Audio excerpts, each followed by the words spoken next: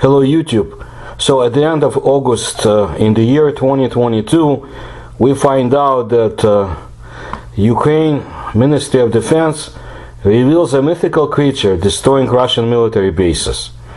So the Ministry of Defense of Ukraine has shared an image of a fictitious mythical creature, Bavovnyatko, which it claims is responsible for the explosions at Russian military bases on the occupied territories of Ukraine. The root of Bavovnyatko is Bavovna, which refers to how Russian propaganda initially refused to use the word explosion.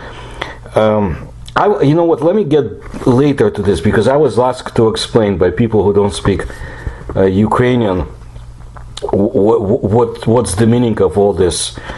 So just remember, this is very close to another Ukrainian word, Bavovnyatko, which means playing with fire, somebody little playing with fire. Well, there's a lot of fire that people are playing with, including nuclear fire, God forbid. So, but Bavovnyatko is fluffy and restless. At night, Bavovnyatko quietly sneaks into the occupiers' bases, storage points, airfields, oil refineries, and other places filled with flammable goods, and begins to play with fire. That's what the Ministry of Defense of Ukraine said on Twitter. So, Bavovna means cotton in Ukrainian.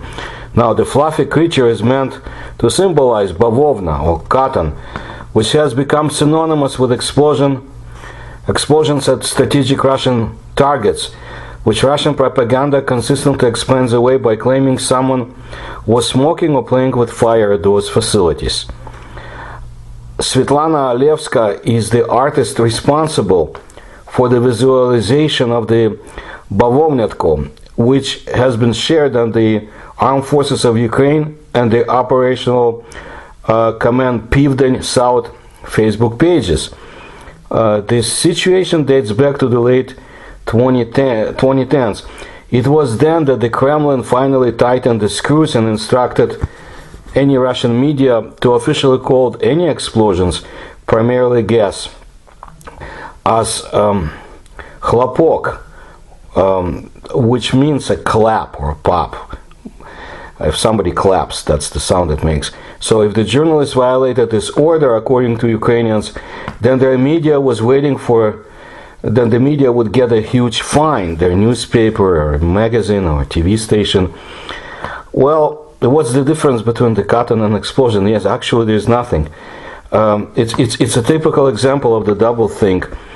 Well, sometime after the start of Russia's full-scale military invasion of Ukraine, explosions and fires began to occur with enviable regularity on the territory of the Russian Federation itself.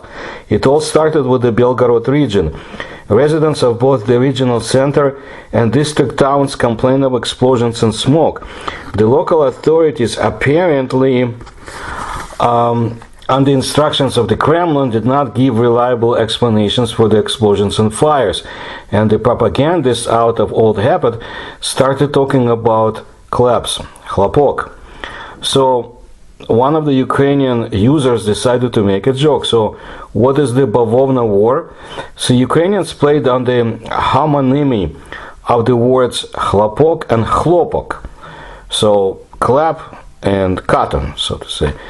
And cotton, of course, is a plant very popular in the textile industry. So in Ukrainian, this plant is called Bavovna. So that's the answer to the question, Bavovna, where it come from. You can see this image. So everything, the flow of jokes, memes, photo jobs, it's now unstoppable. And the Bavovna slang has become very popular Google query. And I have to let you know that the journalist who put up this article, Alena Barsukova, young Ukrainian journalist, very capable in Ukrainska Pravda newspaper.